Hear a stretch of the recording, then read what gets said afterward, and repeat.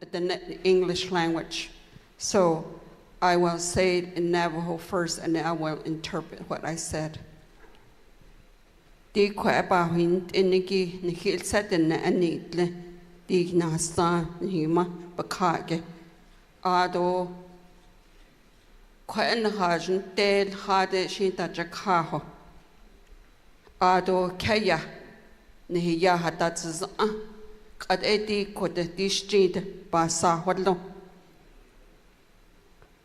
akoko ni hila nsitze don hilya adat eta kot ego hashina la bikeje hato zihi ni keje kotajila akot ende dide dijide shedi do besazida kon hanahat a edi eba huint eshidna edano lini ad kehot ini kot ego eya to tata chini ko hade shi anhin hitne hozo belate tates I do koje kote yat eko kehuit ido doesn't zenigi nacho kotajil she do shliat eta beninagi eya alla anitlina lehat koje ni deldo kot ego eyan hichatas est.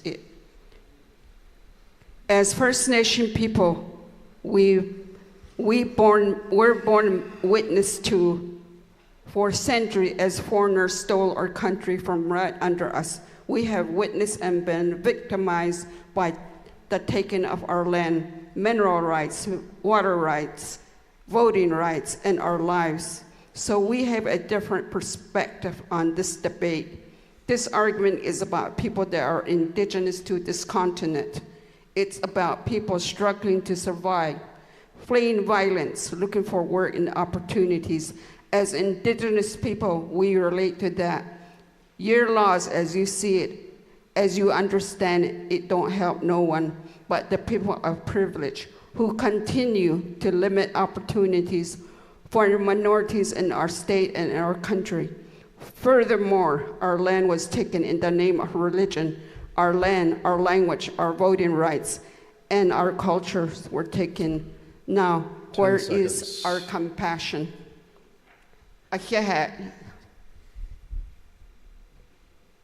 And I vote no. Peshlikai votes no. Whip Martinez. Mr. Speaker Pro Tem, I'd like to rise and explain my vote. Please proceed. Sunday we went to the border. Everyone was invited, only a few showed. What we saw was one group of about 35 people. Out of maybe the 35, only 3 or 4 were women, and only 2 or 3 were children.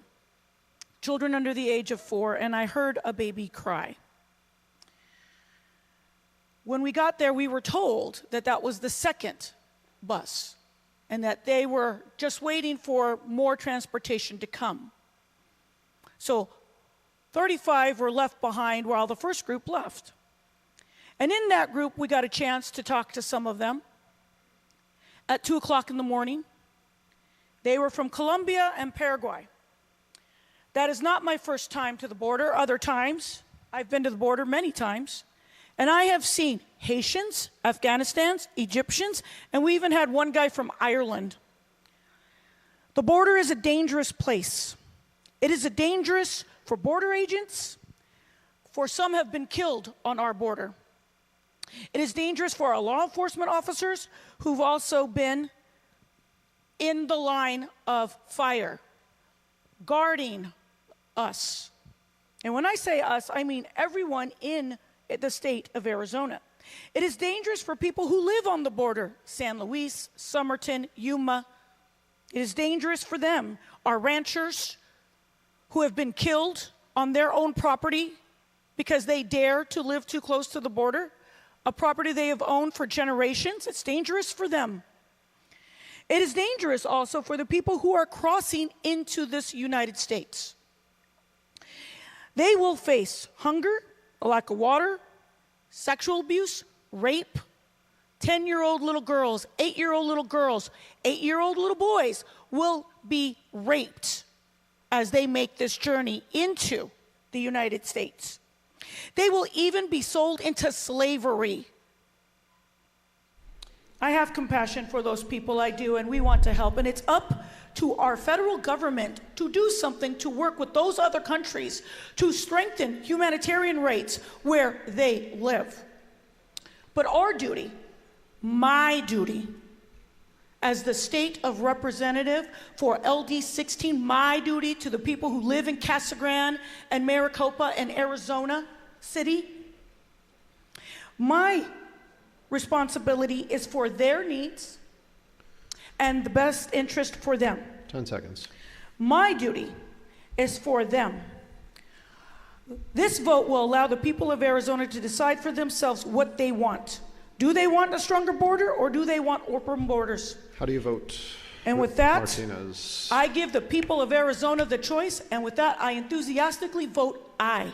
Martinez votes aye. I've been asked to put a full 3-minute timer on the board. I'm going to go ahead and do that. Hopefully that helps if we're having trouble keeping track of 3 minutes. Representative Gutierrez, Thank you, Mr. Speaker Pro Tem. I rise to explain my vote. please proceed. Thank you. Under federal law, Arizona is required to enroll every school-age child in K through 12 schools, regardless of an aspiring student's citizenship status. The bulk of funding for public schools comes from enrollment from the general fund. If this proposal succeeds in driving away immigrant families, that could lead to a reduced use of general state fund monies. Aside from that, public schools should be areas of community and resources. We don't want them becoming immigration zones. Under this law, parent-teacher conferences could become ICE stings. Families with mixed status might not go to graduation for fear that law enforcement could be there to check IDs. Students might not ask to go to the nurse for fear that their parent would be called to the school and then deported. Fear. This bill is hurtful and will cost money. It will cause trauma and make our state a very fear-filled place once again. It's bad policy. It's bad for business. It's costly when we are already in a huge budget deficit, and it's harmful to families. It's fiscally irresponsible. It's terrible, hurtful, and it will separate families. It will prevent people from getting health care. It will make public schools a battleground.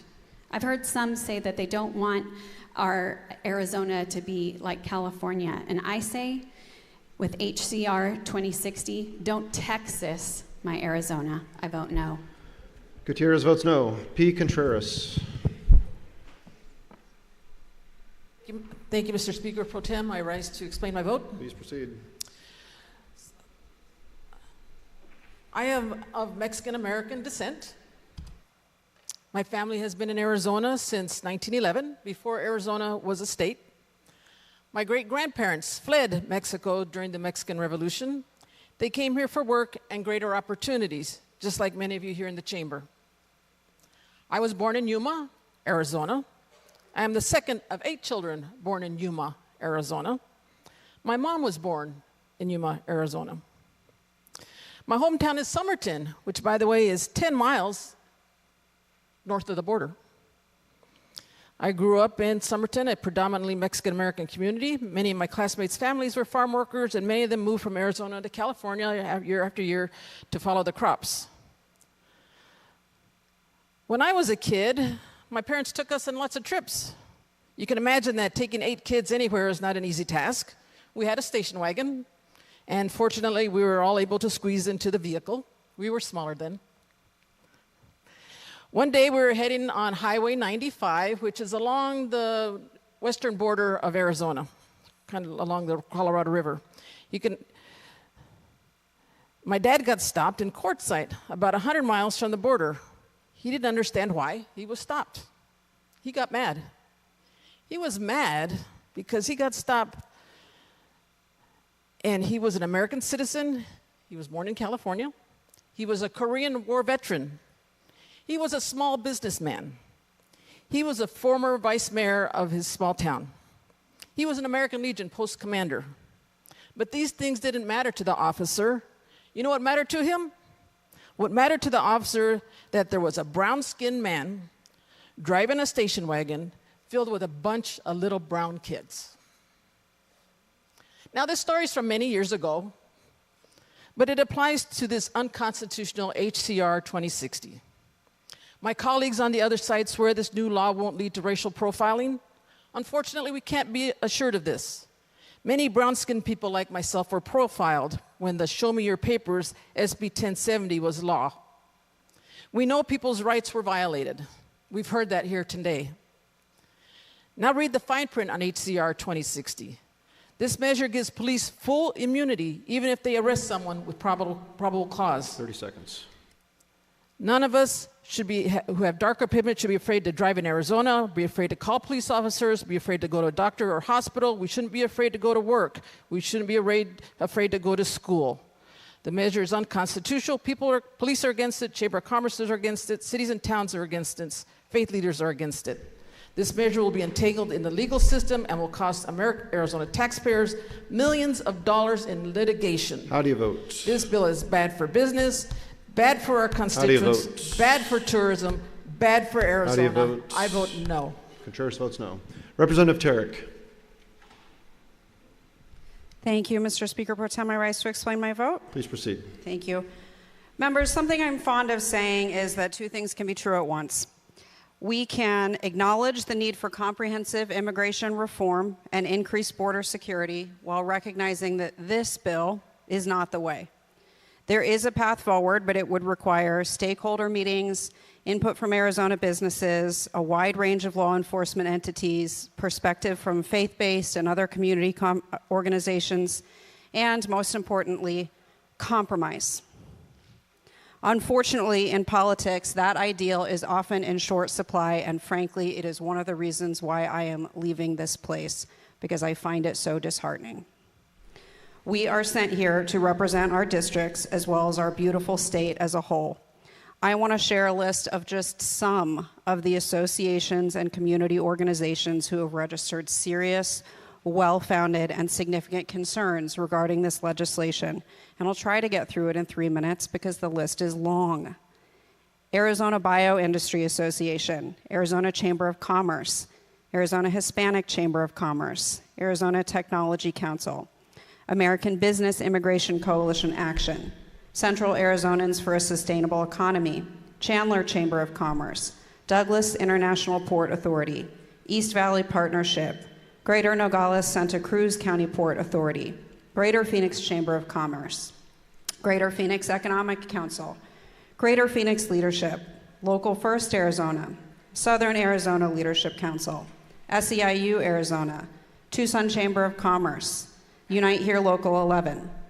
Faith-based organizations have also come forward to oppose HCR 2060 for its potential to divide families. Those organizations include Arizona Faith Network, Bishops of the Arizona Catholic Conference, Lutheran Advocacy Ministry, Mormon Women for Ethical Government, Southern Arizona Leadership Council. Educational partners are also opposed. Aliento, All In Education, Arizona Education Association, Education Forward Arizona, Helios Education Foundation. We also have local government organizations opposed, such as the Arizona Border Counties Coalition, the City of Avondale, the City of Bisbee, the City of Mesa, the City of Phoenix, the City of Tempe, the League of Cities and Towns, and Pima County. Our state has spoken, and we should listen. I vote no. Tarek votes no. Representative Gress.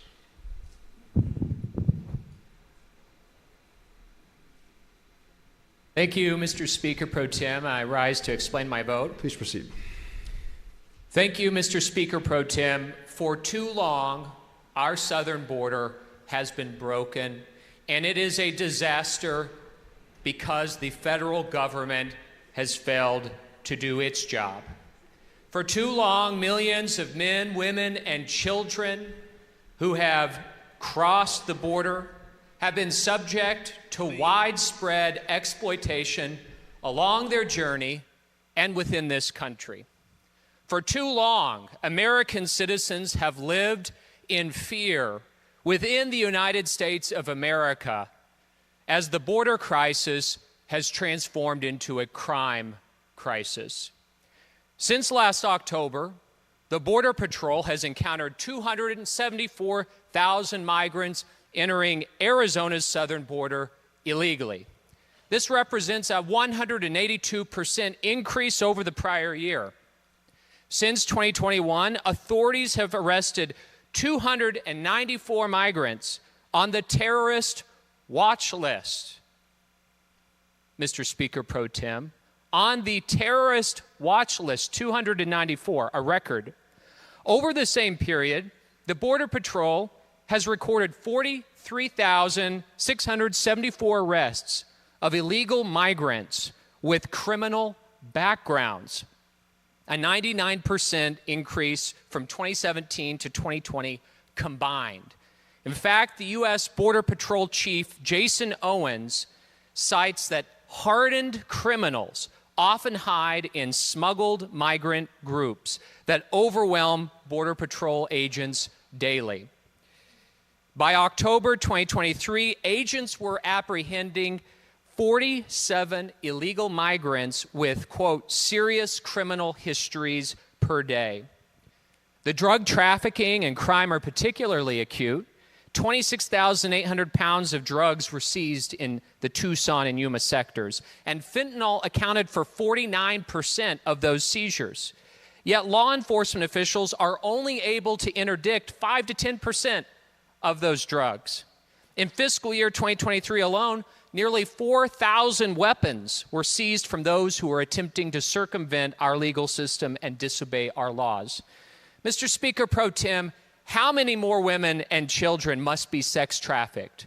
How many more teenagers must die from fentanyl poisonings? How many deaths in the desert from illegal crossings of people must happen before we realize that real change is needed? Arizonans are demanding a solution, and House Concurrent Resolution 2060 gives us the opportunity to make a change. We are a nation of immigrants, but we are also a nation of laws, and today this House can renew our commitment to the rule of law and to orderly immigration. And with that, Mr. Speaker Pro Tem, I vote aye. Gress votes aye. Representative Cook.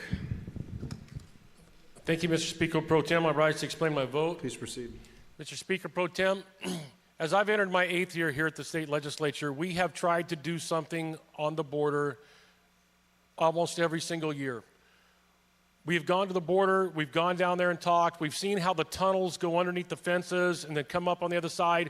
We have tried to give the resources to the local communities and law enforcement people. And as I heard about unfunded mandates and even championed that on the floor, what is happening to those counties that continue to deal with these problems that we all have said in this chamber is the federal government's responsibility? But I think of it this way. If my neighbor's house was on fire, do I wait until the fire department gets there or can get there before I act myself? No. So as we've tried in the past, like I said, we've given hundreds of millions of dollars to Doug Ducey to try to secure the border at that time because the fentanyl crisis is real and it is majorly coming through the state. And all that did is cost us money. We put up the barrier. We got sued by the federal government, didn't take responsibility. We spent another $85 million in removing those. What this bill does is it doesn't go to the governor and it doesn't become law. What we are saying here is that let the voters decide this issue with these parameters, just like there are going to be other ballot measures on. But still, there's checks and balances of what happens in the lawsuit in Texas. It will be in court. And I just read the section of the law that says the Speaker of the House, the President of the Senate, the Minority Leader of the Senate, or the Minority Leader of the House may file a lawsuit on the constitutionality if this is passed by the voters. So there's checks. The system is going to work, but this is only one step of the system as we move forward. And I vote yes proudly on HCR 2060. Cook votes aye. Representative Chaplik. Thank you, Speaker Pro Tempore. I rise to explain my vote. Please proceed. Thank you. There's been over 12 million illegal crossings into our country. That's more than the population of 36 of our states. In 2023 alone, there were more illegal crossings than U.S. births in this country. And I'm sure that's going to supersede that in 2024 as well. There's been over 150,000 Venezuelan gang members in this country. Over 75,000 military-age men from China.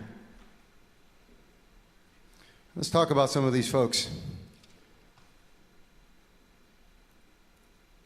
3 illegals that crossed, raped a woman in Florida and filmed it.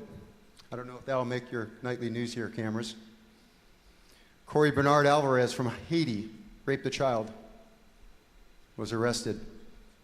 Jose Antonio Ibarra from Venezuela killed Laken Riley on her college campus. Riyad Almasori, arrested here in Scottsdale for killing a woman in New York. Angel Matias Castellanos Orellana from Honduras, arrested for raping a 14-year-old, also aggravated assault and armed robbery here in our country. Raul Benitez Santana from Mexico killed State Patrol Trooper Christopher God, 27 years old. Jose Andres Guerrero Talamantes, here in Scottsdale, my district,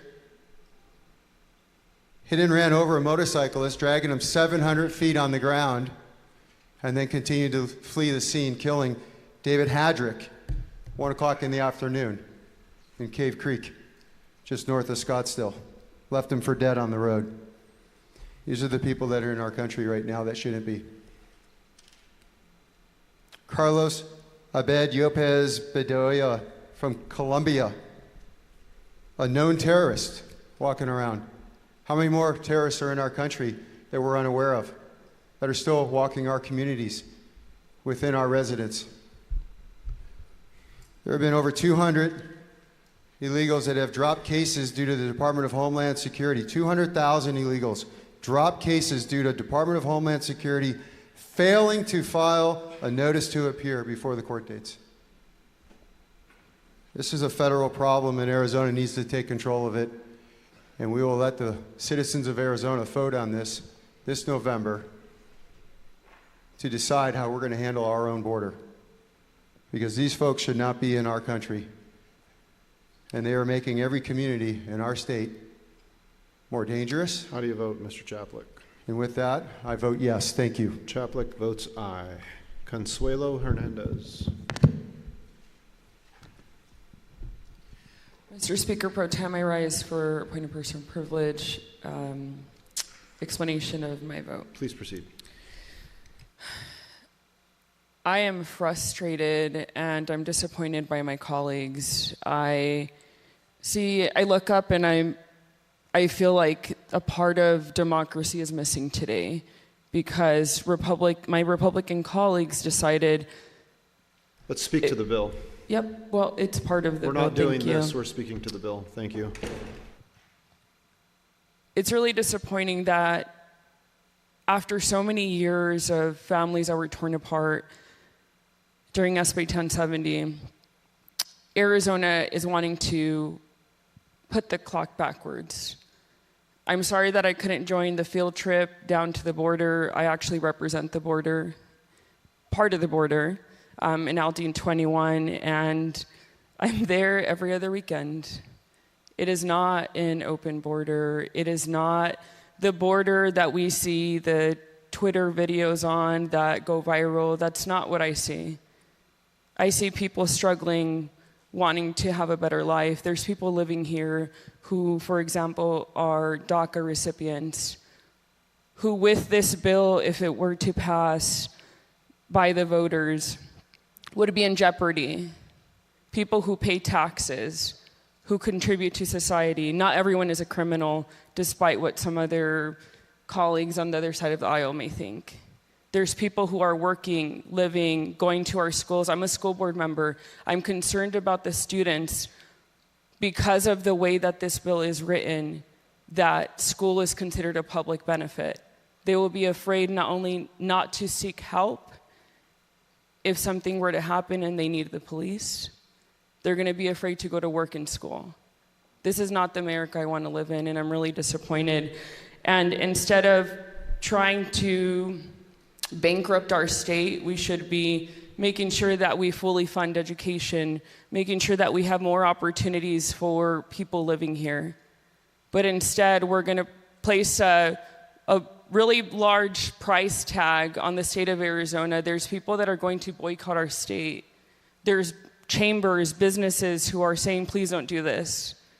But no one seems to be listening on the other side of the aisle. And instead of coming and trying to fill up our ballot with another ballot initiative, you should be talking to your members of Congress, to the former president who told your members of Congress not to sign, not to support the bipartisan border bill. That's why President Biden today had to put forward his executive order because of inaction. It is not the perfect solution, but we're trying to do something about it.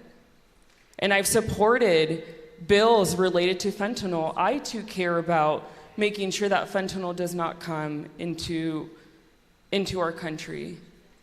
But all this is going to do is make sure... How do you vote, Consuelo Hernandez? You are out of time.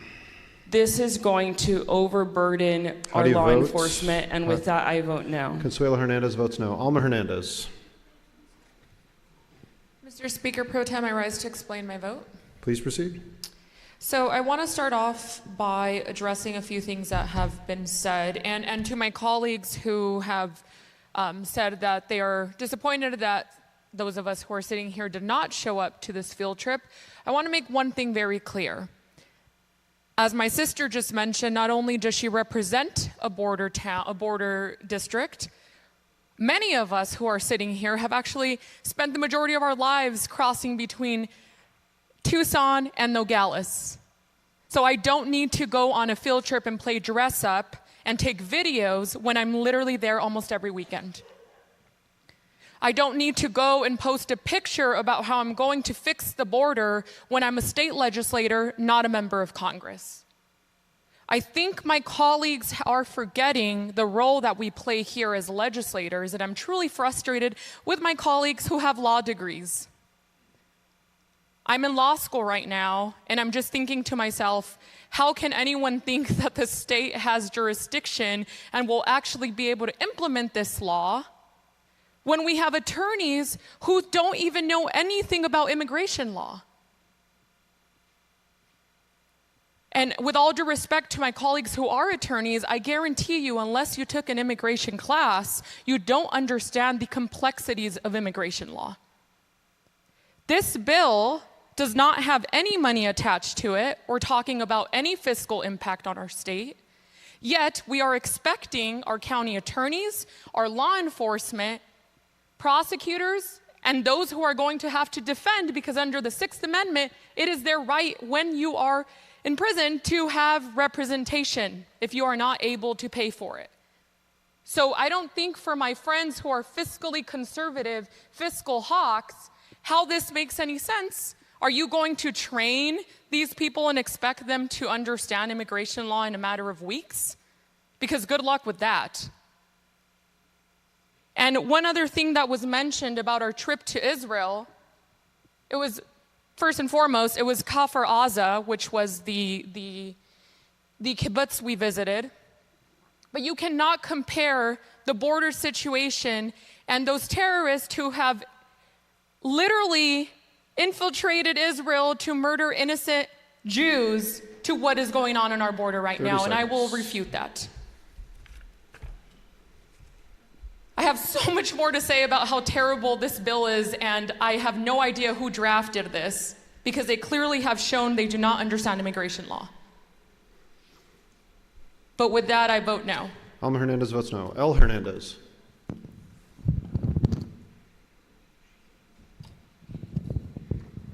you, Mr. Speaker Pro Tem. I rise to explain my vote. Please proceed. I grew up along the southwest Texas border. I am very much aware of the daily life along that border and our border here in Arizona.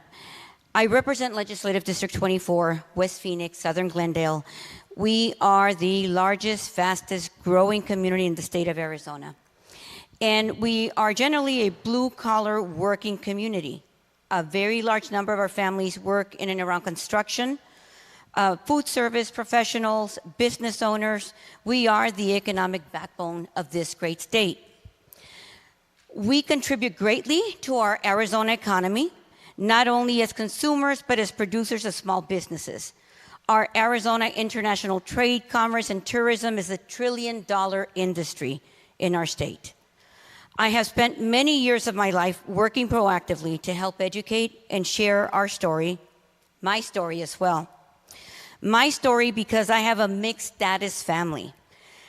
My husband is still in that infamous imaginary line and process. I have probably spent more years than anybody else in this building on the issue, and I know that this HCR language does not work and only serves to instill fear and trauma in our communities. Colleagues, I support protecting and enforcing laws at the border. However, this language goes beyond and impacts, it goes beyond that, and it impacts the livelihood and safety of our immigrant families. It is the unintended consequences and political implications that I fear the most. With that, Mr. Speaker Pro Tem, I vote no. Al Hernandez votes no. Representative Sosi. I rise to explain my vote. Please proceed. For allowing me to explain my vote. Yat eshkero shitana she yama deshkijni nishlon kia ani bashichin kia ani dashichedo tro hetlini dashanala shin late in lido nasha ar shit etlesitra. Again, good hello everyone. I introduced myself using my native language Navajo. And I wanted to do that because I wanted to show who I am, where I come from, and who the real people are of this land who truly deserve to be here. We have lived here, and I have lived here all my life, as well as my ancestors who had their land taken away from them, their livestock, cattle, sheep, crops destroyed in front of them. All by those who came in 1492. Now tell me who's illegal. They were forced to walk some 300 miles to a land unknown to them, all by the oppressors who came in 1492. Many lives were lost, elders, kids, women, men, left to die on the trail that they never knew, bodies left there to rot with no respectful burial. I speak on behalf of my ancestors and my elders who experienced this oppression and share the fear that many immigrants feel who are fleeing from oppression. As Indigenous peoples, we share our compassion for people fleeing a humanitarian crisis. We should have border security, but as we all agree, that is the responsibility of the federal government. Our local law enforcement should not be immigration authorities, but should be out there protecting our communities, our families. They should be looking for those who are identified as missing and murdered Indigenous peoples. That's where the concentration should be. So with that, colleagues, on both sides of the aisle, I respectfully ask that we vote no on HCR 2060. Thank you. Sosi votes no. Representative Nguyen. Mr. Speaker Pro Tem, I rise to explain my vote. Please proceed. So just to be clear, I'm not a lawyer, but even though I'm not a lawyer, I can recognize the problem. Even when I'm not a lawyer, I can sit together and come up with solutions to solve a problem. So let me use an analogy. You have a car assembly line, and the car's coming out having problems. What's the first thing you do? You try to fix the problem while the assembly line is running? Or do you stop the line, stop the flow? So let's take a look at one problem at a time. Let's talk about immigration, or better yet, reform. I'd like to stop the flow so we can sit down and talk about immigration reform. What we've done wrong, what we've done right, maybe there's a better way of doing it. Let's talk about sex trafficking. Let's stop the flow, then we'll talk about the problems of sex trafficking. Let's talk about human trafficking. Why don't we go ahead and stop the flow? So we can see how we can fix human trafficking problem. 2060 doesn't close the border, and even if it did, we still have the ports of entry open, legally, operational. Let's talk about the fentanyl problem for a second. 60% of the fentanyl that came in, or that are existing in the United States came through the state of Arizona. Let's talk about my county of Yavapai. Population 247,000, which I represent. In 2023, we intercepted 1 million pills, fentanyl. Let's talk about my town for a second, Prescott Valley. Prescott Valley PD in 2023 intercepted 46,000 fentanyl pills. Population 46,000.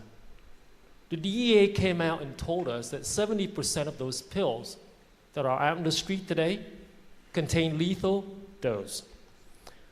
So we can actually kill Yavapai County quite a few times over, like 3 times. When are we going to recognize that problem? When are we ever going to recognize the problem that as a state, we should be able to do something about it? You know, I was at the border just yesterday, 1 o'clock to 4:30. We're talking about the containers being removed. There were 11 open sections of the containers being removed, and even the federal government came in and closed up 9 out of 11.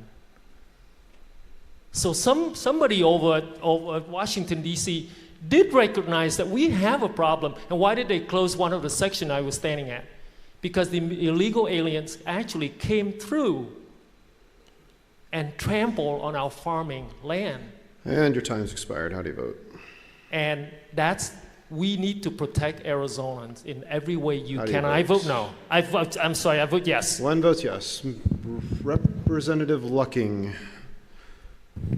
Thank you, Mr. Speaker. Pro Tem, I rise to explain my vote. Please proceed. My great-grandfather, Julius Wetzler, is my only ancestor whose immigration story has been passed down. He was a German Jew who, a century ago, at the age of 16, was sent away by his parents, used every cent he had to hop a boat to New York.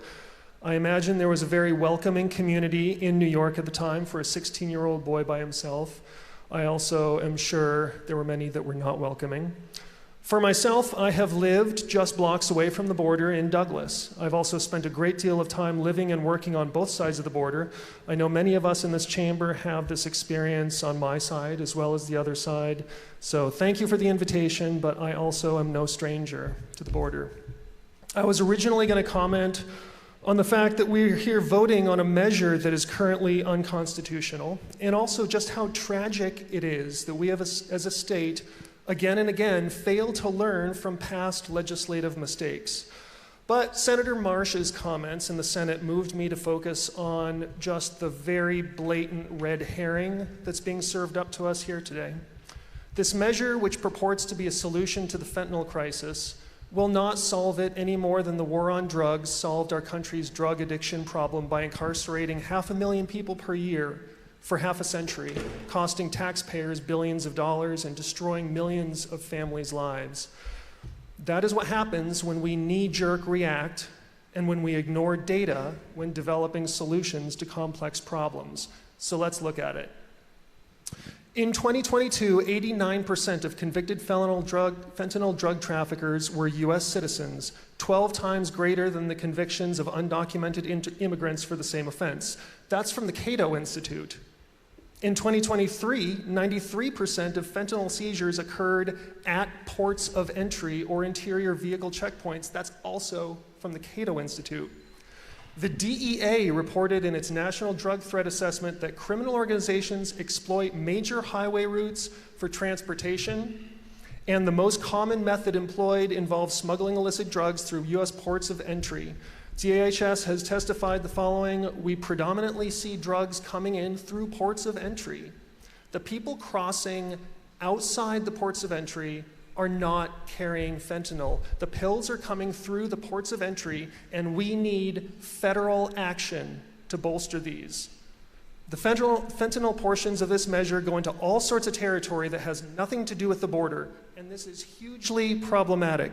What is this? Is it a fentanyl bill? Is it a border bill? Is it both? It fails either way. And not only does it fail, but this will make our fentanyl crisis worse 10 seconds. by falsely claiming to be a solution and a distraction from the real work we as a state and a country must do to address the problem. How do you I'd vote? love to see the fentanyl portion of this broken out and reworked into a real solution, but How do you this is vote? not it. I vote no. Lucking votes no. Representative Aguilar.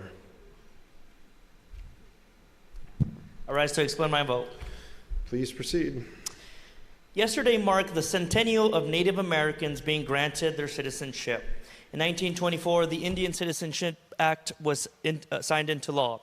Native Americans were given the right to vote in Arizona 24 years after that in 1948. The first people of this nation were one of the last to be granted citizenship and the ability to vote. Today, unless you are Native American, you are not from this country. Somebody brought you here. The Mexican people have been here before the inception of Arizona, and this land is called Aztlán. I was in Mexico just yesterday because my family lives on both sides of the border. Many Mexican people and Native people who are actually from Arizona can tell you it is pretty normal to go back and forth between the two countries because we did not cross the border crossed us. We don't have to go to the border one time to see what is happening. And if you want to talk about an invasion, let's remember January 6th and what happened at our nation's capital. That is All the right, real invasion. Mr. Aguilar, I expected that from you. You will stay to the bill or I'll sit you down. One chance. That's the one. So in the bill, HCR 2060. Thank you. That is to the bill. As Republicans continue to introduce laws like HCR 2060, in my opinion, they continue to feed a false narrative that there is no discrimination from law enforcement. But in the same law, they give law enforcement immunity, meaning that law enforcement is legally protected and exempt from liability of discrimination. Then to top it off, the section of this bill on probable cause is just straight ...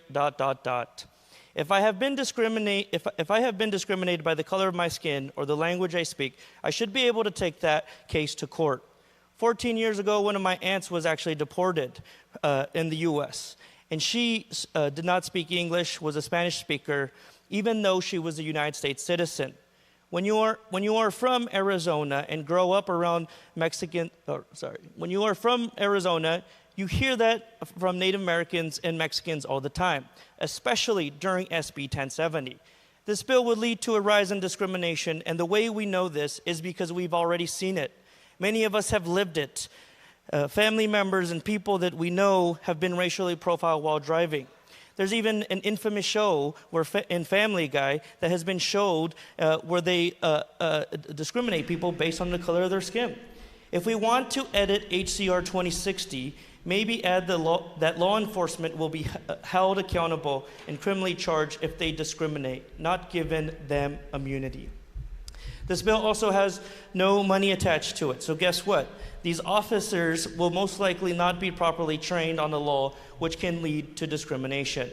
The next issue with this bill is Section 4 on fentanyl, which we all want to tackle the fentanyl epidemic, including Democrats, but in this current language form, in Section 4 of this bill, it reads that basically if fentanyl is manufactured in the United States, Mr. Aguilar, how do you vote? What? How do you vote? Your time has expired.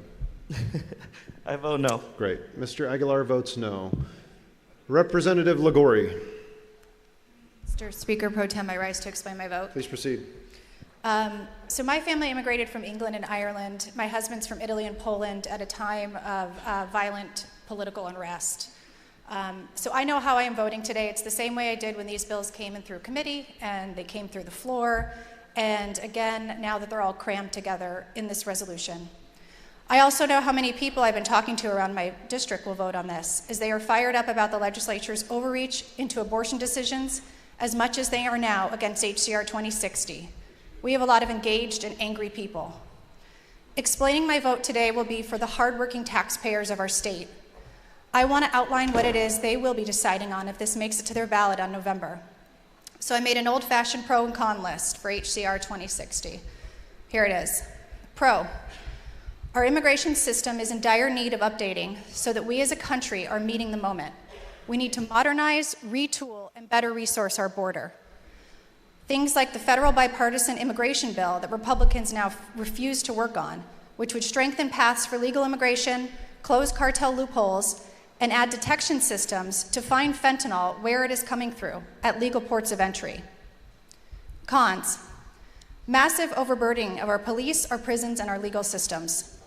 What 2060 is asking of our Public Safety Department and Department of Corrections is a logistical nightmare. Police are not trained as border agents. Immigration law is a small specialty practice.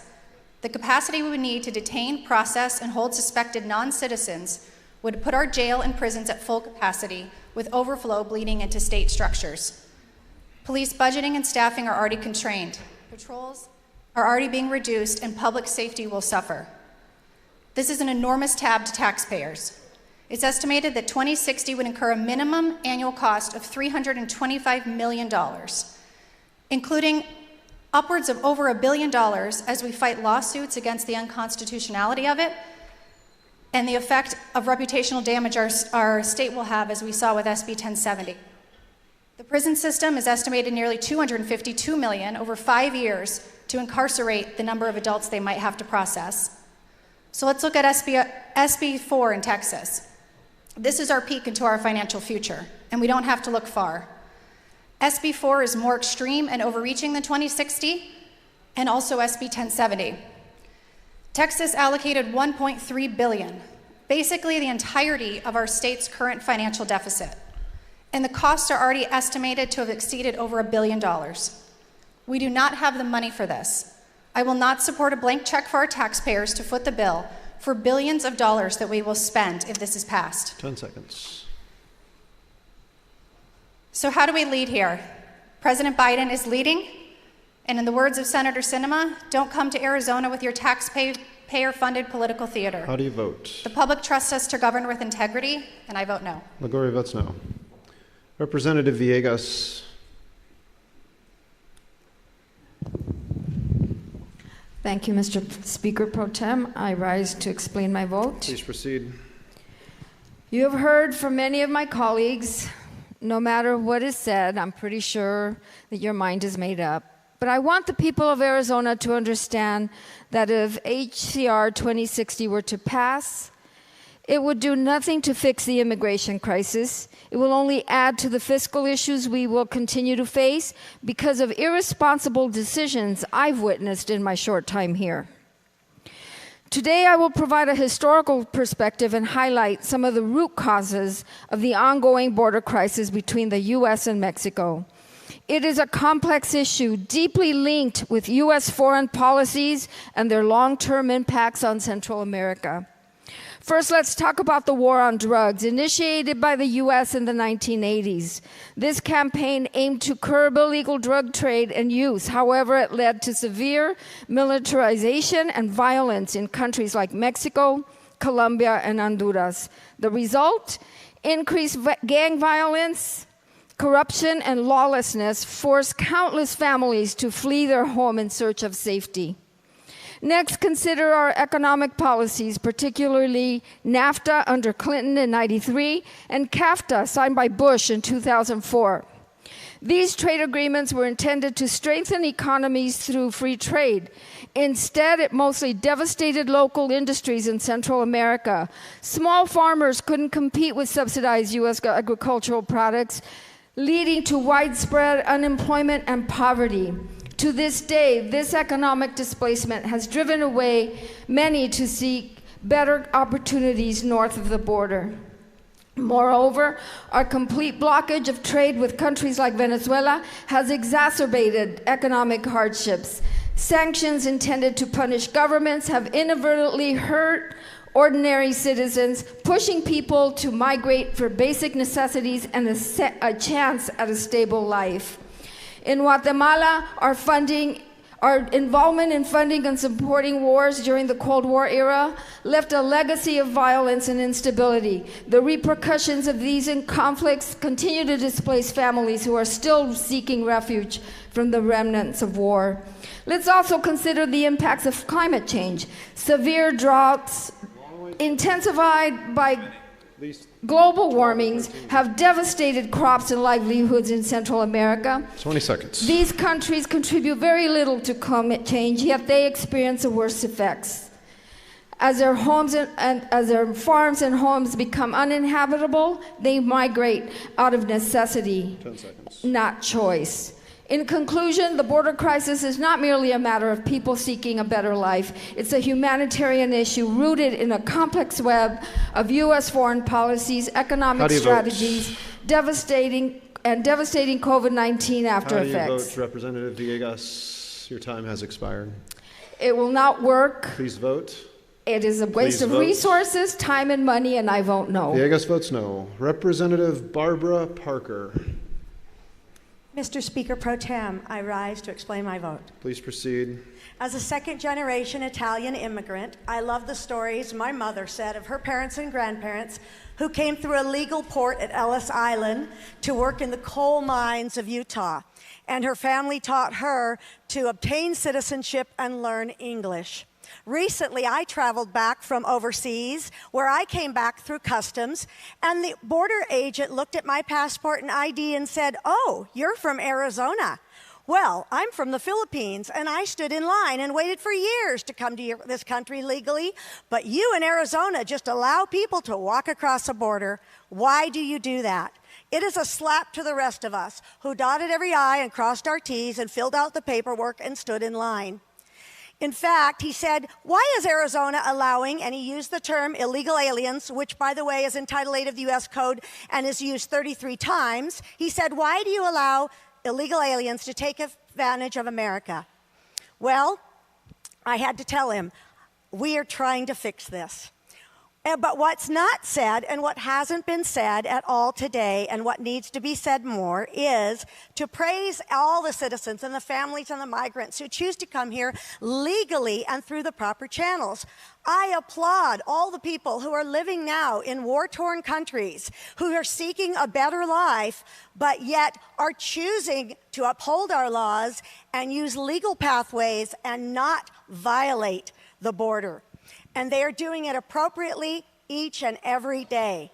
I applaud parents who are not encouraging their children to violate state and federal laws. I have to applaud those who do not consider it an entitlement to be here because they crossed illegally and that they think that should be tolerated. As a lawmaker, we cannot allow law breaking. We welcome everyone who comes here legally. Our doors are open to all legal immigrants. This is not about a race or any race. This is about crime. The crime of crossing an international border when you are not allowed to do so. Under the 10th Amendment, the states have rights. And I have pored over this language, and it mirrors federal and constitutional law. Under Article 1, Section 10, Article 4, Section 4, and it will be upheld by the courts. We will save over $2 billion as we will not have to medicate, educate, and incarcerate the fallout of a porous border. This bill will save lives, and it will help to stop the number of crimes, not all of them, but it will put a huge stop to a number of rapes, murders, getaways, sex trafficking, fentanyl deaths, terrorists, child abuse, extortion, and cartel violence. This is an incredible border security bill that the citizens are demanding that we pass. I applaud it, and I vote yes. Barbara Parker votes aye.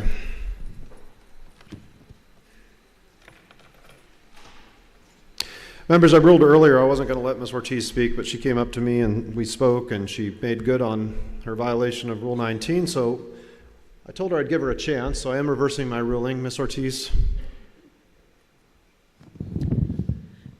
Thank you, Mr. Speaker Pro Tem. I rise to explain my vote. Please proceed.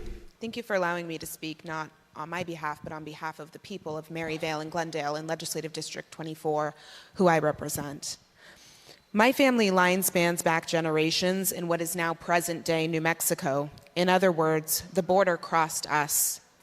Yet under HCR 2060, my brown skin could be the cause for an Arizona police officer to pull me over, arrest, and detain me on suspicion that I don't belong in the state where I was born and raised. My community has lived in fear under SB 1070, and the provisions in HCR 2060 will instill that same fear, especially for our children who have parents who are undocumented. I want to read a story from my constituent in LD 24, Sandra. My family and I have lived in Glendale for over a decade. I'm a mother of 5, grandmother of 4, a faith leader, and a leader in my community and a small business owner. My family experienced SB 1070, and my oldest son moved to New Mexico due to the fear of being separated from his wife and son. I also remember when my family would go to church, we prayed the whole way there so the police wouldn't pull us over because we had a sticker of Psalms 91 in Spanish and an old truck. 14 years later, I'm terrified that my grandchildren have to experience what my children experienced, the consequences of this cruel and inhumane law. I am angry that my grandchildren will not get the medical care all children deserve because this law will put a target on their parents' backs and criminalize their presence. I will continue to pray and advocate for my families, my neighbors, and for a better Arizona where we actually care for our community members and not terrorize them with laws that take away our inherent dignity and humanity. I want us to think of the faces of all of those children who will have to come home from school not knowing if their parent has been arrested, detained, or deported because of this cruel, inhumane, and unconstitutional law. We need to leave these solutions up to the federal government, who have a package on the table that Republicans are refusing to acknowledge. And finally, I want to state briefly that I was a reporter along the Texas-Mexico border when Governor Abbott sent state troopers down to the border, diverting local law enforcement resources to the border when they had no funding and no training, and it resulted in a story that I broke where a DPS trooper fired his weapon at a Border Patrol agent because he thought he was a migrant. There was absolute chaos. And these are the situations that are going to happen in Arizona. And we've already heard law enforcement say they don't have the resources for this. It is wrong to send this ballot initiative to the voters and then send them the receipt later, which vote? could be millions or even billions of dollars. Ortiz, how do you vote? I am doing the responsible and humane thing in voting no. Your time has expired. Thank you. Ortiz votes no. Representative Minority Leader Lupe Contreras. Mr. Speaker Pro Tem, I write for a point of privilege. Please or proceed. explain my vote, I'm sorry. Please proceed. So there was a comment that was made earlier in regards to the minority leader and the House, in the House and Senate, and the Speaker and the President. In regards to intervening in court, I want to correct that statement because we could only go and defend this bill. That's the only thing we would be able to do. If we would find anything that was bad about the bill, we couldn't do anything about it. So I want to really put that on the record. So as my minority leader, there is nothing I could do about this bill in court. Knowing right now already that there's things that are bad, as I and my members over here know. So let's put that on the record already, okay? Also, there's some parts on this bill that talk about fentanyl, and I don't think that the fentanyl pill is gonna have a stamp on it in the back that says "Hecho en Mexico." So let's also say that. And I think you all know on that side of the aisle what I'm talking about. Okay, so there's no stamp that says "Hecho en Mexico" on those fentanyl pills. Other than that, you know, I wasn't on that trip also on Friday, but I can't count on my hands and toes how many times I've been to several borders. and cross the border because my family is on the other side of the border. I'm first generation. I'm proud. Mi familia es de Caborca, Sonora, y yo sé hablar ese idioma. I'm proud of it. My dad came to this country when he was 12 years old. And I still cross that border all the time with my family. Several borders. And I take them over there all the time. So I don't need to go with you all or anyone to go to the border and see what's going on over there. Because I take my family. I just took them just a couple of weeks ago. I don't go for a PR stunt. I don't go for anything other than to go and see, and I know what's happening there. I see it all the time. I've seen it since I was a kid.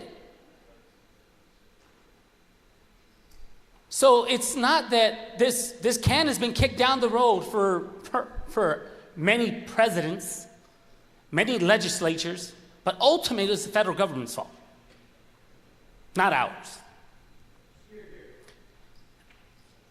Now, we as brown-skinned individuals, 10 seconds. And my father here, he's the one that gets stopped on his car, and he's the one that's paying the price How do you for vote? what we are doing here. And you all need to start understanding that, How do you because we vote? are the ones hurting. How do you vote? And with that, I vote no. Lupe Contreras votes no. Assistant Minority Leader De Los Santos. Mr. Speaker Pro Tem, I rise to explain my vote. Please proceed. There are a myriad of reasons to oppose this legislation. I would like to highlight its unconstitutionality. And it is my view that this measure violates the Arizona State Constitution in at least two ways.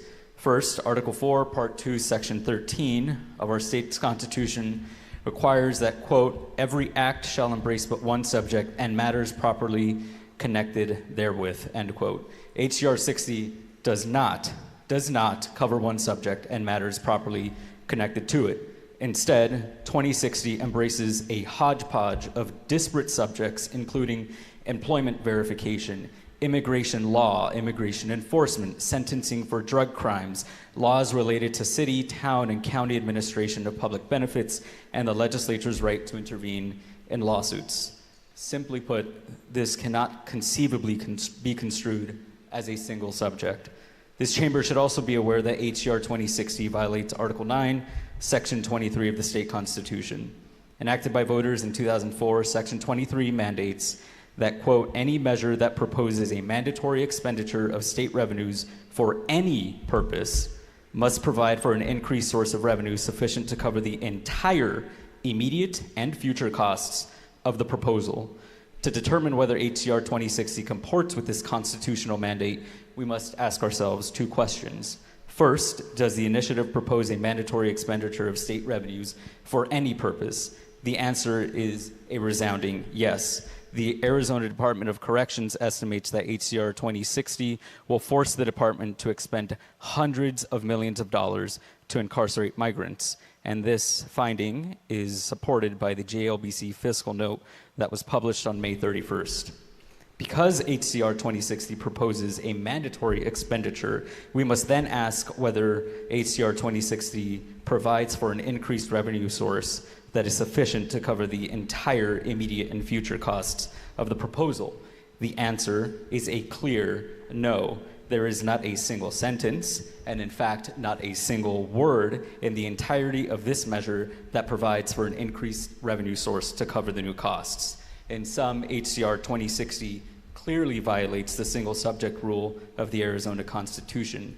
And separately, it also violates Article 9, Section 23, because it proposes mandatory expenditures without including additional revenue sources. When I took office, I swore to defend the Arizona Constitution. A vote in favor of HCR 2060 violates that oath, and for that reason, I vote no. De Los Santos votes no. Representative Carbone. Mr. Speaker, Pro Tem, I rise to explain my vote. Please proceed. Well, I guess I went on a field trip. I didn't think it was a field trip the other day, but on that field trip, one of the first things I did learn, though, what is a rape tree? Yeah, that's it, a rape tree. It's a tree used by smugglers near the U.S.-Mexican border to exhibit their sexual assaults by hanging victims' undergarments from the branches. And there was a 10-year-old boy that was raped and murdered, I guess, at that tree. And these trees are all across the border, from California to Texas to here. So let's talk about my district, Yuma.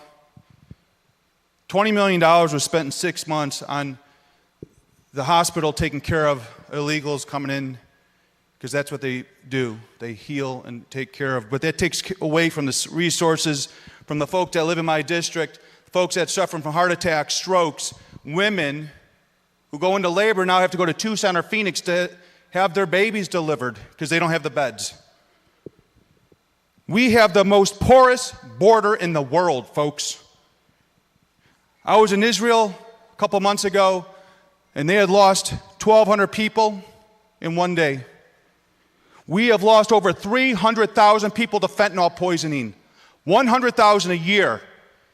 We don't hear world leaders, we don't hear anyone arguing or talking about what's going on at our border. That's what I learned on my field trip. Those are the future teachers, policemen, firemen, doctors that we are losing. Future moms and dads. The human trafficking, the indentured servitude that is happening. There was a little boy there yesterday morning, had a little thing on there said, "My mom's in South Carolina," pinned to his jacket. Because what the cartels are doing are holding these people hostage until those folks pay their dues. That mother had to sell herself in South Carolina where they were going. We talk about protecting people. We're racists. Are you kidding me here, folks? This is about life and humanity. It was abhorrent what I saw. It's a disgrace what is happening in our country. These people are becoming victims, and we're creating all these victims on the border. This bill protects America. It protects Arizona. It protects my district, LD25. This is a good bill, and Speaker Pro Tem, I vote aye. Carbone votes aye. Representative Travers. Mr. Speaker, I rise to explain my vote. Please proceed. I hear my colleagues on the other side, and I sympathize with our law enforcement and our residents down at the border and the issues that they are all facing. For those who might not know, I was born in Greece. My mother is Greek. She was born and raised in Greece. Greek was my first language, something that I am very proud of. But I have a privilege that others do not. I live in a world without fear. I am not afraid to drive in Arizona. I am not afraid to call the police. I am not afraid to go to a doctor or a hospital, because I don't look like what someone thinks an undocumented individual would look like. My colleague mentioned seeing somebody at the border crossing from Ireland. If that person makes it and isn't detained, that person will be able to come to Arizona and not get stopped and not get profiled and be able to go to a doctor and a hospital and send their kids to school because of what they look like.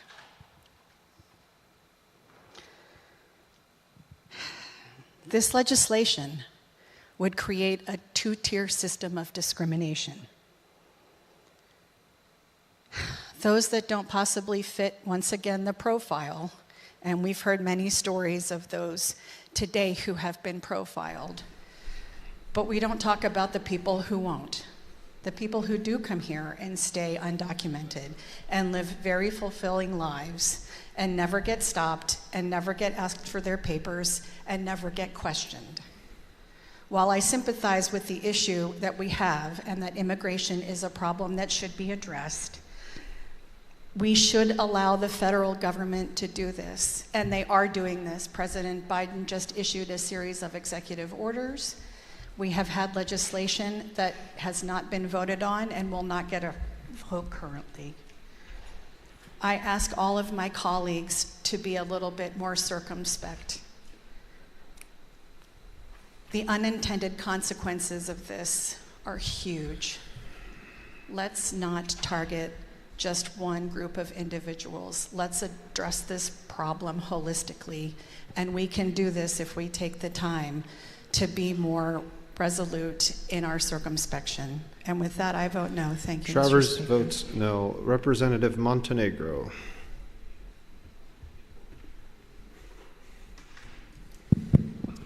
Mr. Speaker Pro Tem, I rise to explain my vote. Please proceed. Mr. Speaker Pro Tem, a lot has been said today, but I feel it important to clarify some things as well. I'd like to start by saying, first and foremost, to the individuals watching and listening, to the voters, this is a question for the voters. Why are we sending this to the voters? Well, we know that the dangers at the border are real. It is a real border crisis, a life and death border crisis right now, a public safety border crisis at the border. The individuals from the media who are here have themselves reported that the border is broken, that there is a crisis. You can talk about going down to the border or not, but it doesn't change the reality. People are losing their lives. Children are losing their lives. And we've heard this is the federal government's job. Yet again, the leader today, the minority leader himself, said the federal government has failed. It is their job, and they're not doing their job. It is their problem, but yet they're ignoring it. The Biden administration has failed. The Biden administration has not only failed, they refused to do their job. Not only have they refused to do their job, they have abandoned Arizonans. They have abandoned Americans at the border. And what do we hear today from opponents from this question to the voters? Well, they decide to make it about identity politics. They decide to make it about race. They decide to make it about immigration. This is not about immigration. This is not about race. It's a shame that you bring in identity politics. It is a shame that you have made it an impeachment on law enforcement. Seriously? You're impeaching the integrity of law enforcement when we know people are losing their lives at the border? You know what we heard in committee by some of the members on the other side of the aisle?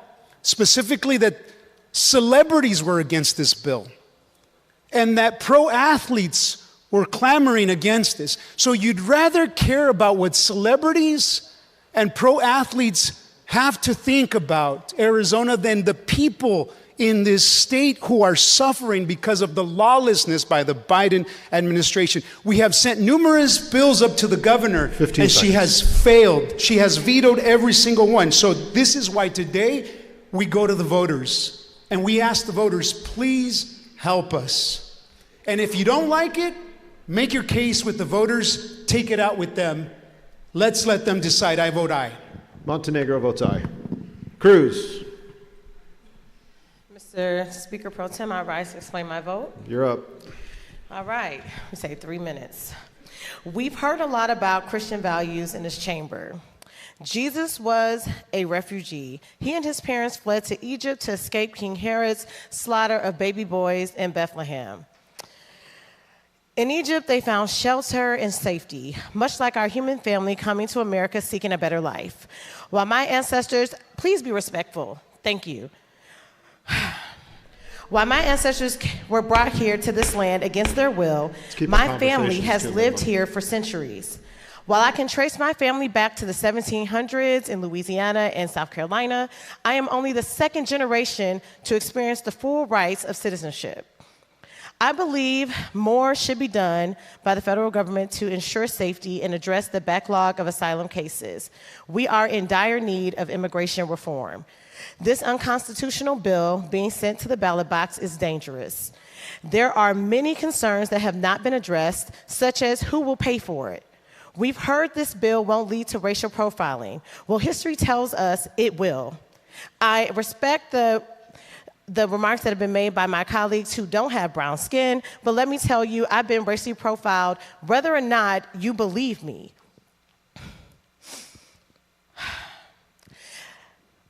Not all law enforcement officers are racist, but the law enforcement has been weaponized by racist individuals. If this bill is so safe for American citizens, why grant 100% immunity to law enforcement officers? Why does law enforcement need protection if they're not going to do anything wrong? What many crimes will be neglected because law enforcement will be enforcing this unconstitutional bill? I'm concerned about the fentanyl epidemic, but you don't hit yourself in the foot trying to save the other. Just last month, Roger Fortson was shot by a sheriff who recently lost his job for murdering him. The point of the matter is Black and brown human family are racially profiled without encouraging legislation. Arizonans deserve better than this. We keep hearing this thing about race. Well, race is something that those of us with brown skin have to deal with. We don't have the luxury of just ignoring it or acting like it's not a big deal. This bill will take us in the wrong direction. I stand with our community, with my diversely rich district that I share with Representative Aguilar, where over 64 languages are spoken at home, where it's home to many refugees of Black and brown descent, and those who are our European neighbors. We are diverse. 10 seconds. And this bill is not healthy. It's not safe for my district. And on behalf of the many constituents of LD 26, I vote against this bill and I encourage others to do the same. Thank you. Cruz votes no. Representative Diaz. Mr. Speaker Pro Tem, I rise to explain my vote. Please proceed. I live in Cochise County. It is the ground zero for a lot of the activity that has been spoken of today. Our sheriff down there has 1,300 cameras across the Arizona, California, and into New Mexico border. And he sees a lot of the activity coming through there. This bill is addressing illegal entry. That's what it's doing. There are people who are coming into the border illegally. They're conducting business, and commerce. I'm surprised that the Chamber of Commerce are against this bill as much as they are. But what we're dealing with is illegal entry. His cameras have caught 60,000 gotaways or people coming through the border illegally, and they were never caught. And that is just the ones that the cameras have caught in those areas. There are many, many more people that were never recorded on these cameras. They're coming through, not through ports of entry, where I've heard a lot of our colleagues talk about, entering through the borders legally. No, these people are coming in. And as far as profiling is concerned, I'm thinking about, there are 150 plus countries represented as these people are coming through. I read an article just the other day that California was seeing some people coming in from the northern part of the Kakistan or the Kakistan countries. They look whiter than many of you in this room. And so, to be able to think that this is profiling, I don't think that's true.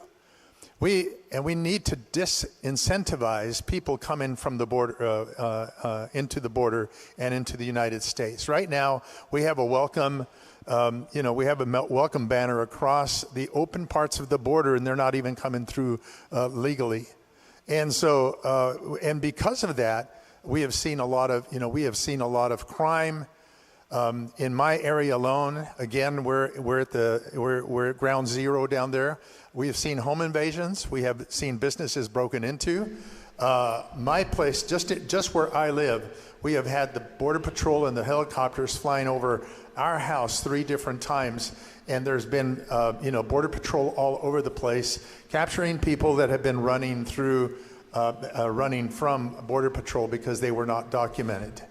And talk about pulling papers. I was just at a hotel just this week, and somebody asked me for an ID card. 10 seconds. They asked me for an ID card, and so there's a lot of things that we have to do to secure the border. Thank you, and with that, I vote yes. Diaz votes aye. Representative Blattman.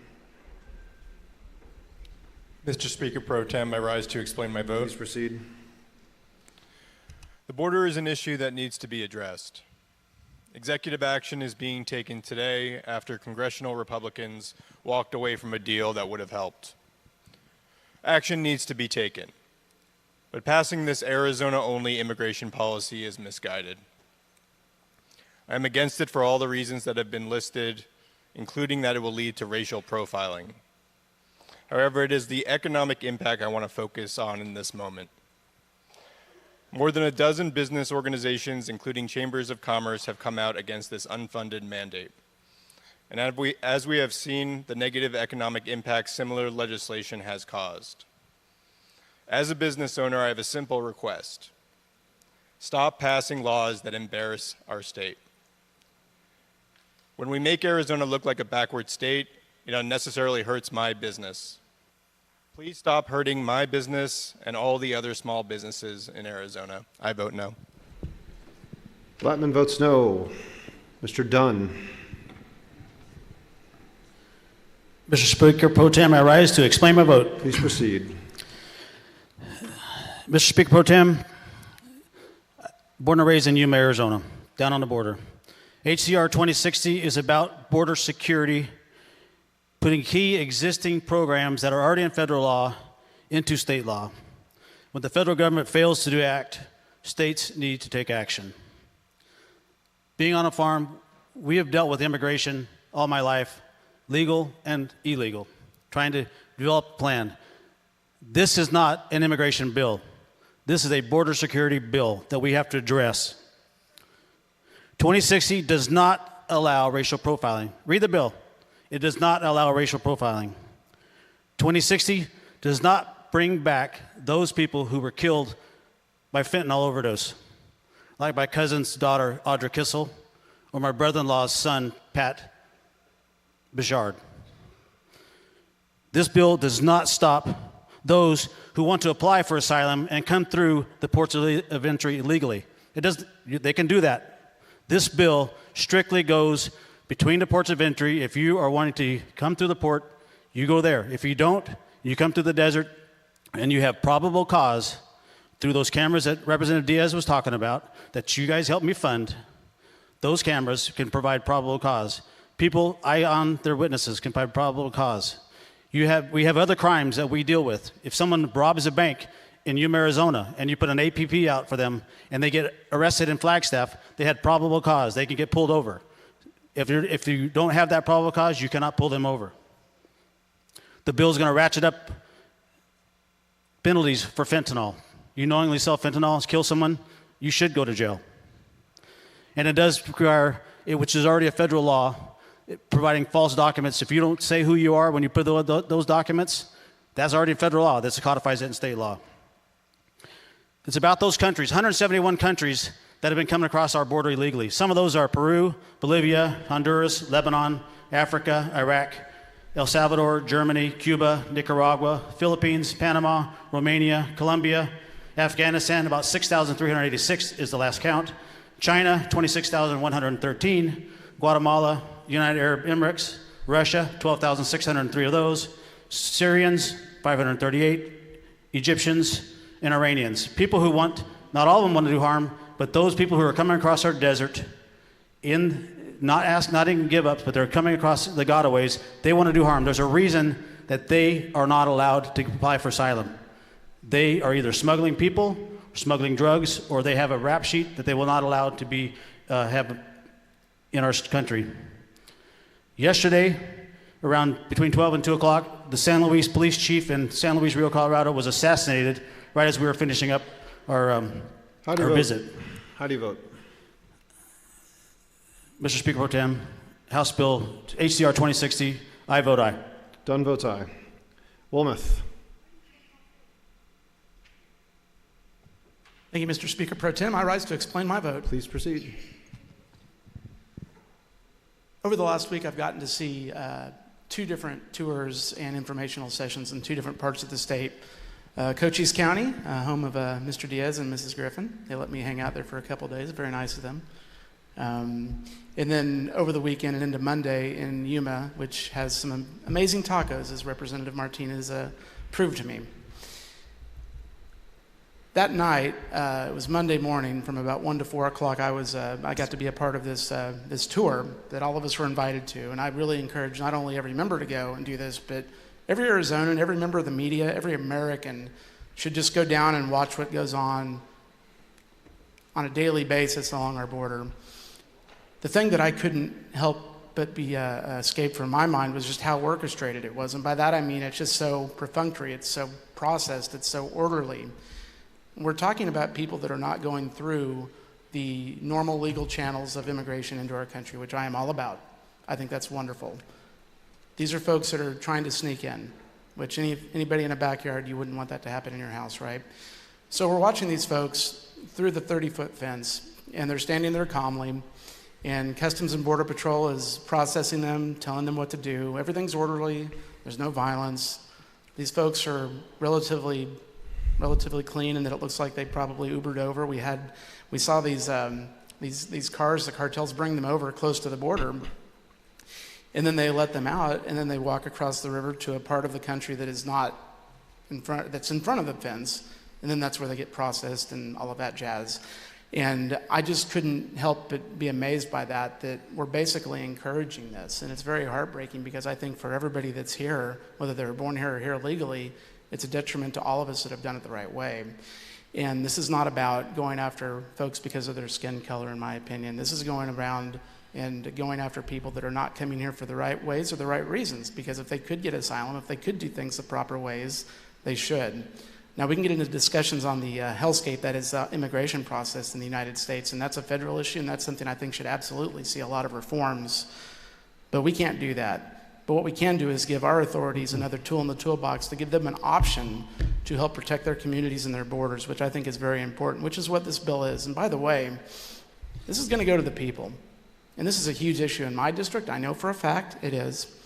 And it's a huge issue all across the state. Who are we to get in the way of them deciding for themselves if they think this is a good idea or not?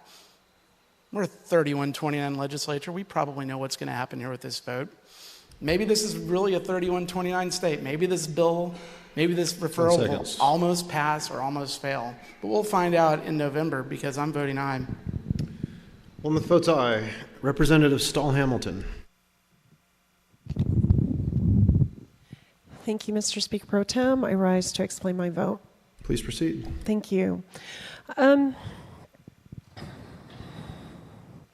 think my colleagues have done an incredible job explaining all of the legal and technical problems with this bill. And I think we've talked on this issue and have talked about it in very, very many different ways and facets. But I think for me, when I first ran for office, it was because I realized the capacity that this body has to shape the lives of everyday Arizonans. And I think this bill is right up there at the top of that shaping. And I'd like to share a story of 2 moms in Arizona. We're both born in Arizona. I was born in Flagstaff. She was born in Bisbee. We have children the same age. Our kids went to school together. She taught my child in preschool. We worked in the after-school garden club together. She coached my children in cross country. And yet, when it came time for our boys to go to prom, she looked at her son and said, "There's a curfew. Be home before midnight." I looked at my boy and said, "There's a curfew. Be home before midnight." My boy looked at me and said, "What are they going to do? I'm white." Her boy on his way home before midnight was pulled over.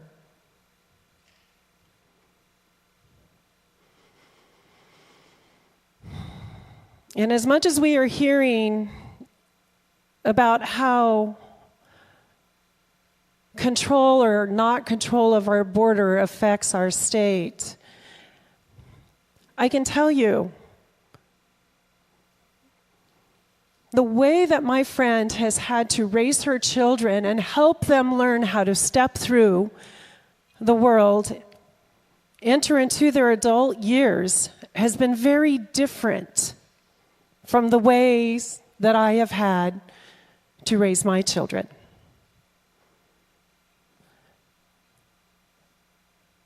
There is unintended consequences to this legislation. And we are fooling ourselves if we think just because it's in or not in a bill that that's how life is going to play out.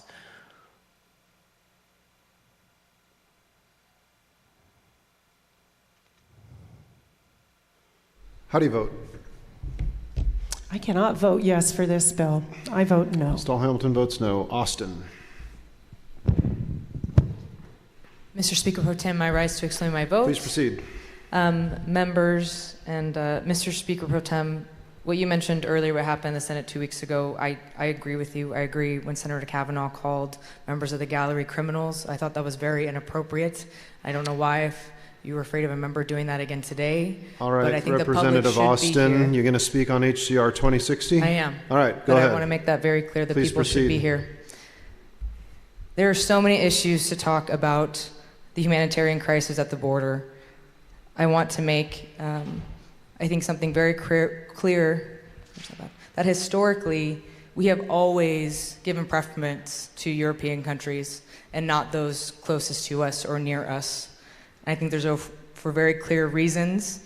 In the 1920s, and this is very well documented in research and history. I received my degree in immigration policy. 1920s, our immigration policy centered around eugenics and making sure that only certain people, white people, came to this country and had the opportunities afforded to them. In 1933, the U.S. racially profiled and deported over 1 million people from the United States back to Mexico, and 60% of them were American citizens. In 1940, we threw our Japanese American community into detention camps. In 1942 through 1964, we established the Bracero program because we saw the need for labor in this country. We cannot survive to this day in this country without our undocumented communities and immigrant labor. But in 1952, we increased quotas again from European countries and gave preferential treatment to them. So people that say, my family came over the right way, I'm such and such generation, second or third, there's a very good reason why you are, because you were allowed and others were not. In 1980, there was a Refugee Act, once again, that gave preference to European countries. In 1986 was the Immigration Reform and Control Act, which did naturalize hundreds of thousands of undocumented people into U.S. citizens. And then again in 1990, the Immigration Act of 1990 allocated 55,000 visas, which once again gave preferential treatment to European countries. It's a very clear understanding of who we prefer to have in this country. And when people say there will be no racial profiling, we don't have to guess or assume, we know, because we've seen it. And many members in this caucus don't have to guess or assume, we know, because this caucus, the Democratic caucus, is very reflective of the Arizona and Arizonans that we serve. I want to also address the criminality piece. Immigrants are 60% less likely to be incarcerated other than American citizens. And the Marshall Project did a 9-year study that found there was no correlation between undocumented persons and an increase in violent or property crimes. Please stop criminalizing our community. A la gente de Arizona le quiero decir que vamos a seguir luchando por ustedes. How do you vote? Siempre. Your time has expired. How do you vote? I vote no to this Representative Austin bill that votes will racial no. profile Representative Carter. Arizona. Mr. Explain my vote. Please proceed. Equal justice under law.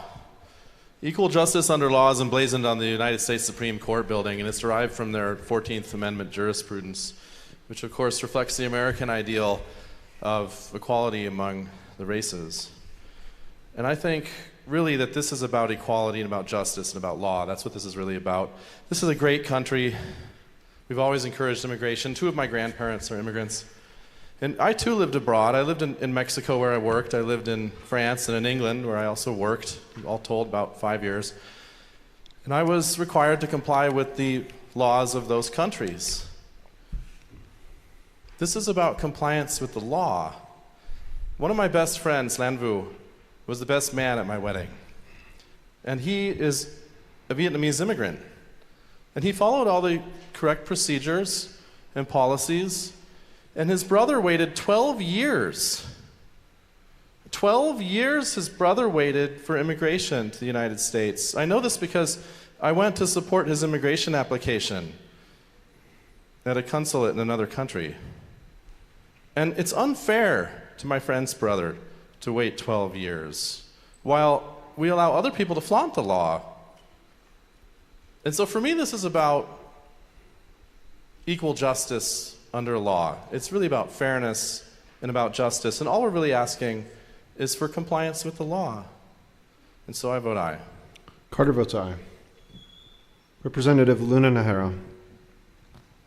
Mr. Speaker Pro Tem, I rise to explain my vote. Please proceed. Thank you. I grew up in a mixed status household. My dad was a proud bracero here in the United States. There was always a sense of fear and uncertainty in our family. Growing up in such a household, I was reminded that I was not like my classmates. I needed to remember that if I was ever asked by the migra what my legal status was, that I was to truthfully and honestly say that I am an American citizen. School and church were my family's safe havens. Until my parents' legal status was adjusted, I grew up in fear. HB 2060 will continue to allow this type of fear to fester in our communities and our mixed status families. There is no exception for schools or places of worship. We have learned a lot about trauma and continue to do so. We are still dealing with the last slew of family separations, both physically and emotional unintended consequences. We cannot continue to instill fear and trauma into children and families caught in the middle of a problem that the federal government needs to fix. And with that, I vote no. Luna Nahara votes no. Representative Heap. Thank you, Mr. Speaker Pro Tem. I rise to explain my vote. Please proceed. So my Democratic colleagues are right about one thing. This bill would be unnecessary if the federal government had not absolutely failed in its duty. Under President Trump's Remain in Mexico policy, our illegal immigration had dropped to its lowest rate in decades. Even prior to that, under President Obama, we still maintained our border and we deported 3 million illegal immigrants to this country. It was only with our current administration where we decided that we would simply abrogate the duty of the federal government to protect our border, to maintain the integrity of our system, and instead we have changed our Border Patrol and our customs into simply having the duty of processing and even facilitating the mass migration of people into our state from every part of the third world. Here in this House, we have talked for 2 years about the problems facing Arizona. Every problem that we discuss and that we rule on becomes more difficult, if not impossible, to solve if we have open borders and unchecked immigration. From housing to water to medical care to public safety to transportation. I've listened to 100 floor speeches about housing crisis, how we need to build another 20,000 housing units to address the housing crisis. What exactly is 20,000 new housing units going to do when more than 20,000 people a day stream across our southern border? We cannot address these issues. And when the federal government completely withdraws from its responsibility to enforce the law, then it becomes incumbent on the states to take action on that and enforce it themselves. I hear my Democratic colleagues concerned about the costs that may accrue in this. Arizona citizens are already paying costs for illegal immigration every day. They pay it in their housing, they pay it in their utility bills, they pay it in their grocery bills, their medical care, they pay it in their insurance, and as we've heard today, some of them pay for it with their lives. and with the safety of their communities. And the worst thing about all of that is that the people of Arizona were never asked. They were never consulted. No one asked them if they wanted an open border, if they wanted to have complete unrestricted immigration into their communities with no lawful process. It was simply thrust upon them. This bill gives them the chance. It gives them a say and a choice in how we will enforce our laws in Arizona.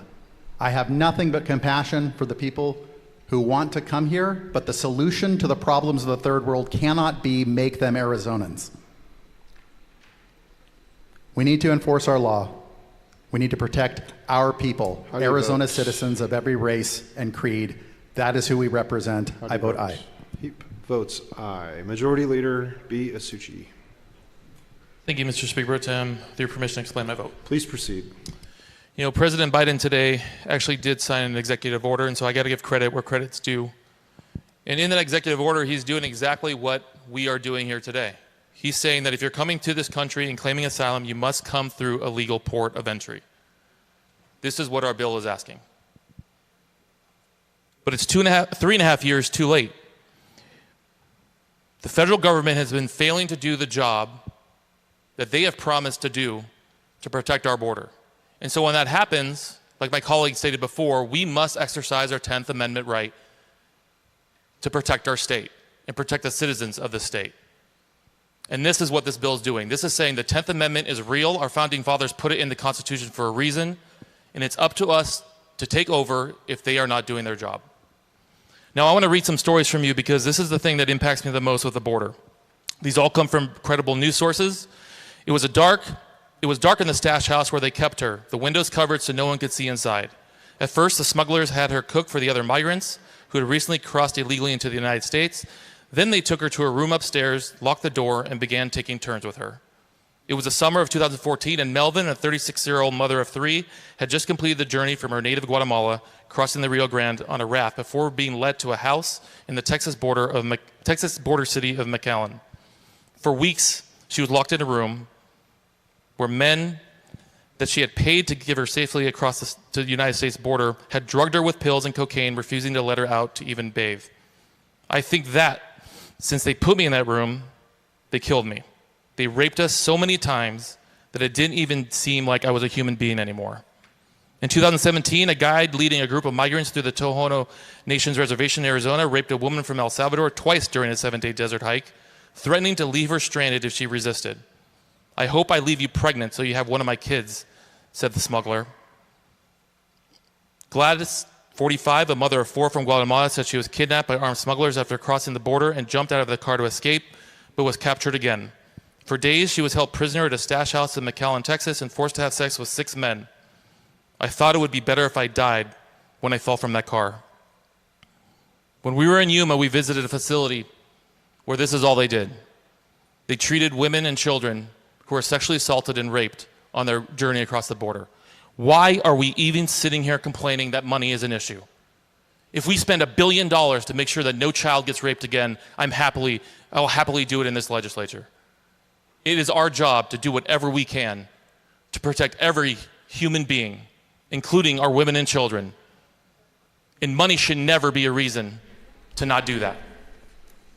I proudly stand for this bill. I will proudly vote for this bill, and I ask every single person in the state of Arizona to do the right thing and vote yes like I am today. Thank you. Biasucci votes aye. Speaker Toma. Mr. Speaker Pro Tem, I'd like to explain my vote. Please proceed. Lots has been said about this bill, but most of these talking points, especially from my colleagues on the left, seem to be from a different bill because they're clearly wrong.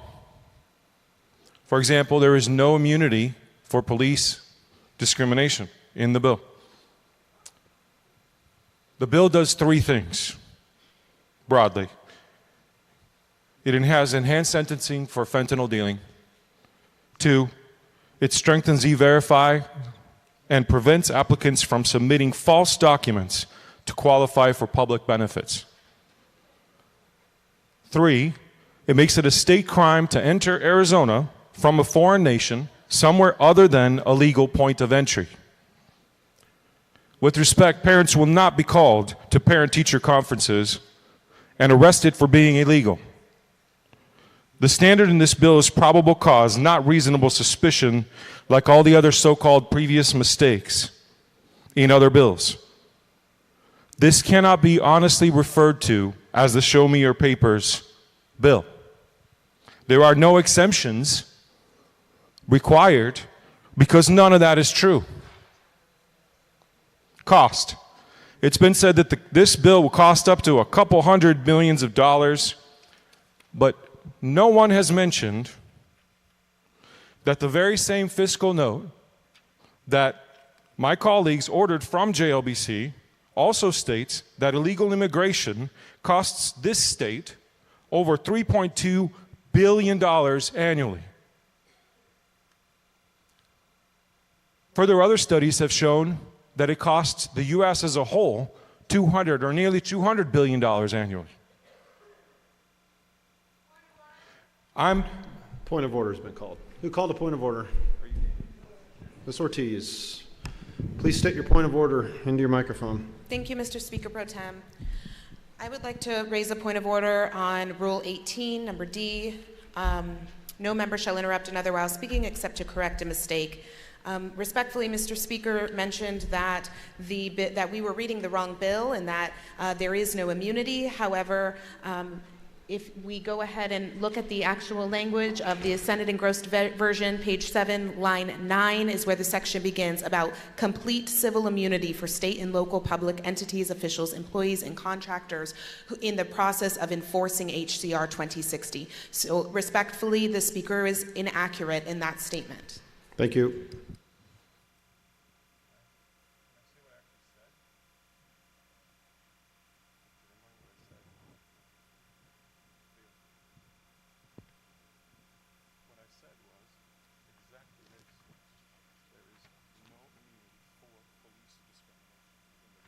That's what I actually said.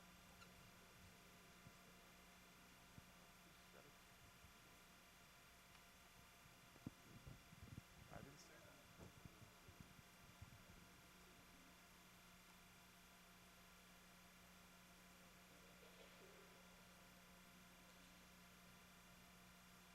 Okay, Ms. Ortiz has stated her point of order. Mr. Speaker, I'll give you a chance to clarify your comments if you'd like. We'll start your timer running again, and you may proceed. Mr. Speaker Pro Tem, my exact comment by which I stand is that there is no immunity for police discrimination in the bill. And there isn't. As I was trying to say, I'm an immigrant. This is not anti-immigrant. This is anti-lawlessness. It's about securing our border because the federal government has failed to do their job. The people of Arizona will get the final say in this issue, and I'm proud to send it to them. I vote aye. Toma votes aye. Close the board. 31 ayes, 29 noes. You've passed HCR 2060, signed in open session. Clerk's instructed to record the action of the House, convey the bill to the Secretary of State. Points of personal privilege. Does anyone have a point of personal privilege or announcement before the motion to adjourn? Mr. Lucking. Mr. Speaker, rise to introduce guests in the House. Please proceed. Thank you. Josh Yano is in the House somewhere. He's not in the gallery for sure. He's a friend. He's a specialist in web design, digital marketing, a small business owner. He works in the premium cigar industry, and we welcome him to his house. Thanks so much for coming, Josh. Welcome to the House, Josh. Mr. Majority Leader. Thank you, Mr. Speaker Pro Tem. I move that the House stand adjourned until 10 a.m. Wednesday, June 12th, or until such earlier time as the Speaker may determine, whenever in his opinion legislative expediency shall warrant it, which shall be at least 24 hours after the Speaker has notified the members of the House to reassemble and given public notice of the reassembly. You've heard the motion. All in favor vote aye. All opposed vote no. Ayes have it. The House will stand adjourned until 10 a.m. Wednesday, June 12th, 2024. Or until such earlier time as the Speaker may determine, whenever in his opinion legislative expediency shall warrant it, which shall be at least 24 hours after the Speaker has notified the members of the House to reassemble and given public notice of assembly. House is adjourned.